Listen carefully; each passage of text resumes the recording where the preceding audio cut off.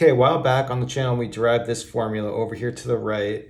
For an integral of this form, we found this is the same thing as digamma of z minus digamma of s. I think the way we did it was using that the denominator is 1 minus x, we could use geometric series on it, and you could actually do the same thing here. But what I want to do as a little bit of a shortcut is we'll use this formula in order to derive a formula for this one.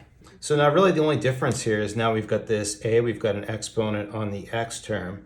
And so what I want to do to get it to look more like this, let's just do a u substitution to clean it up. So we'll do u equal to x to the a. Then solving for x, we have x is going to be just u to the 1 over a.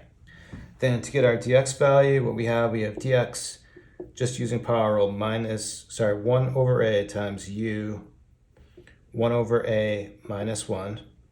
So then we'll go ahead and update the bound. So first take a 1, plug it in, 1 to the a, that's just going to be 1. Then plug a 0 in, that's just going to be 0. For x to the s minus 1, we'll plug in this u value, and that's going to transform into u s minus 1 over a. Same exact thing happening with the z variable. It's going to be u z minus 1 over a, and then the denominator becomes 1 minus u.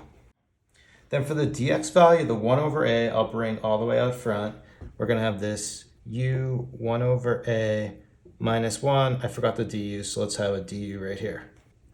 Now when we distribute this in here, what's going to happen, let's just look at, they're both going to work the same way, so let's just look at one case. So for u s minus 1 over a, I can break it up as u s over a minus 1 over a, and then we have u 1 over a minus 1. But when we multiply these together and add the exponents, this term is going to cancel and we end up with just u s over a minus 1. So we'll go ahead and we'll clean this up, and again it's going to work the same way for the z values. This is going to become u s over a minus 1 minus u z over a minus 1 all over 1 minus u du.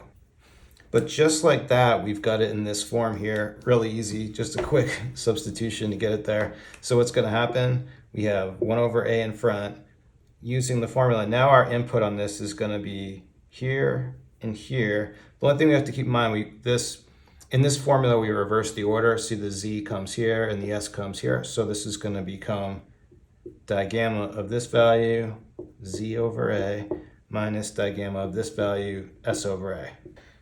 And actually I think I like it better if we put the a in the denominator, so I can write it like this, and this is going to be our formula. Now another thing that we came across in another video was, I think I did one where this value was 1. When that's 1, for that to be 1, all we need is s equal to 1, then the exponent becomes 0.